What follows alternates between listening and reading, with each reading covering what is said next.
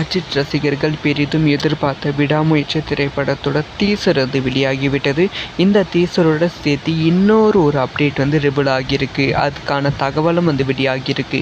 படத்தோட release date, அதாவது பொங்கலுக்கு படம் ரிலீஸ் ஆகும் அப்படிங்கிற அஃபிஷியலான அனௌன்ஸ்மெண்ட் டீசரில் ரிவீல் பண்ணிட்டாங்க. ஸோ பொங்கலுக்கு எப்போ ரிவீல் ஆகும் அப்படிங்கிற அப்டேட் கிடைச்சிருக்கு. அதாவது இந்த பொங்கலுக்கு கேம் சேஞ்சர் திரைப்படம் வெளியாக இருக்கிறது. இது சங்கர் அவர்களோட திரைப்படம்னால் தமிழகத்தில் மிகப்பெரிய இம்பேக்ட் இருக்கும். அதே சமயம் விடாமுயற்சி திரைப்படம் ரிலீஸ் ஆவதால் ஸ்க்ரீன் கவுண்டில் எந்த ஒரு பிரச்சனையும் இருக்கக்கூடாது அப்படிங்கிற ஒரு விஷயத்தில் ரொம்ப தெளிவாக இருக்காங்களா. ரெட் ஜெயின்ஸாக விடாமுயற்சி திரைப்படத்தை வாங்கியிருக்காங்க. ஆக்சுவலாக விடாமுயற்சி திரைப்படத்தை ஜனவரி 10 ரிலீஸ் பண்ணுற மாதிரி தான் பிளானில் இருந்தாங்க.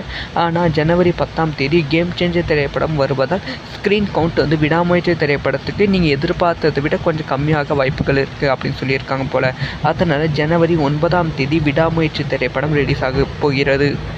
இதுக்கான அஃபிஷியலான போஸ்டர், அதாவது என்னைக்கு ரிலீஸ் ஆகுது அப்படிங்கிற போஸ்டர் ஜனவரி 1 மேலே தான் கன்ஃபார்ம் பண்ணி ரிலீஸ் பண்ணுவாங்க அப்படிங்கிற தகவலும் வெளியாகி இருக்குது. இது அஜித் ரசிகர்களுக்கு சூப்பரான ஒரு பிளானாக பார்க்கப்படுகிறது. இந்த ஒரு விஷயத்தை பற்றி உங்களோட ஒப்பீனியன் என்ன?